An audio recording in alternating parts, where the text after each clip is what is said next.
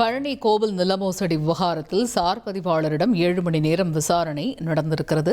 இது பற்றிய கூடுதல் விவரங்களை கேட்போம். செய்தியாளர் சரவணன் இணைகிறார். சரவணன், சார் பதிவாளர் ஜஸ்டின் மணிகண்டனிடம் கிட்டத்தட்ட 7 மணி நேரம் விசாரணை நடந்திருக்கிறது. நாளை மீண்டும் விசாரணை நடைபெறும் என்ற தகவலும் இருக்கிறது. இன்றைய விசாரணையின் முக்கிய தகவல்கள் என்ன?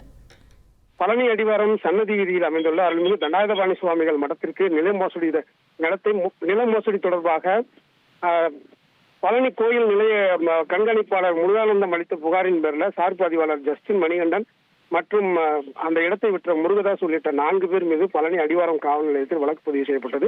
தமிழக அரசின் உத்தரவை தொடர்ந்து 15/7/2026 அன்று வழக்கு சிபிசிஐடிக்கு மாற்றப்பட்டது. சிபிசிஐடி போலீஸ் தலைமையில் தற்போது தொடர் விசாரணை நடைபெற்று வருகிறது. இந்த நிலையில இந்த வழக்கில் குற்றம் சாட்டப்பட்டுள்ள சார் பதிவாளர் ஜஸ்டின் மணிகண்டனுக்கு உயர்நீதிமன்ற மதுரை கிளை ஏற்கனவே நிபந்தனை ஜாமீன் வழங்கியிருக்கின்றது. அந்த நிபந்தனை ஜாமீன் உத்தரவுப்படி சார் பதிவாளர் மணிகண்டன் இன்று காலை திண்டுக்கல் சிபிசிஐடி அலுவலகத்தில் காலை 10 மணிக்கு விசாரணைக்கு ஆஜரானார். 10 மணி முதல் 11:30 மணி வரை கிட்டத்தட்ட 1.5 மணி நேரம் சிபிசிஐடி ஆய்வாளர் சந்தானலட்சுமி ஜஸ்டின் மணிகண்டனிடம் விசாரணை மேற்கொண்டார். அதனைத் தொடர்ந்து சிபிசிஐடி டிஎஸ்பி அஜய் தங்கம் 11:30 மணியிலிருந்து தற்போது 5 மணி வரை ஏறத்தாழ 7 மணி நேரம் இந்த விசாரணையானது நடைபெற்றது. இந்த விசாரணையில அந்த கோப்புகள் குறித்து அவரிடம் விளக்கம் கேட்கப்பட்டிருக்கிறது என்ற ஒரு தகவல் உள்ளது.